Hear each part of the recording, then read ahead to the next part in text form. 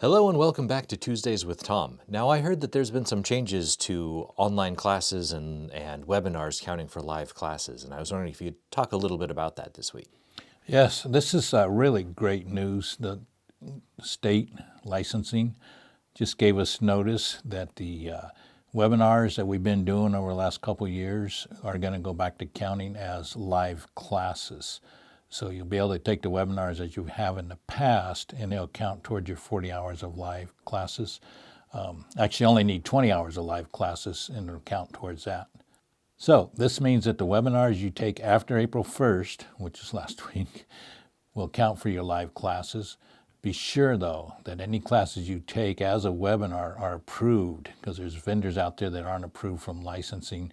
These webinars will now count for the CETP, which is the continuing education program for RCFEs, the adult facilities, and group homes.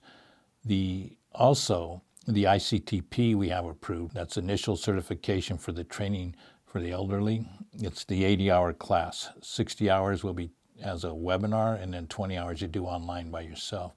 Remember, the webinars you have to be in person at your computer and participating in the class.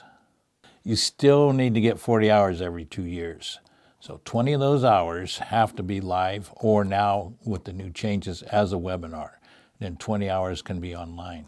Now you could take all 40 hours live or as a webinar, and that would also count for you to make up those 40 hours. For community care options, we still will have some live hours. For instance, we have the Reno conference coming up. That's 16 hours, which will count as live classes. So you could take those 16 hours at the conference, take 4 more hours as a webinar, and take the rest of your hours online, and that would give you your 40. And again, you can mix and match that.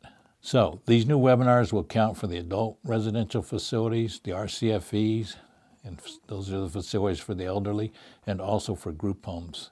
We'll have a new schedule out. We'll be working on it this week, so hopefully by the end of the week we'll have a new schedule out for the next couple months, and then we'll continue to update the webinars as they come along. So please check our website at communitycareoptions.com. And I also want to thank all of you for your support during these changes the last couple of years, and now this new change in requirements from licensing, although I think this will be beneficial for everybody.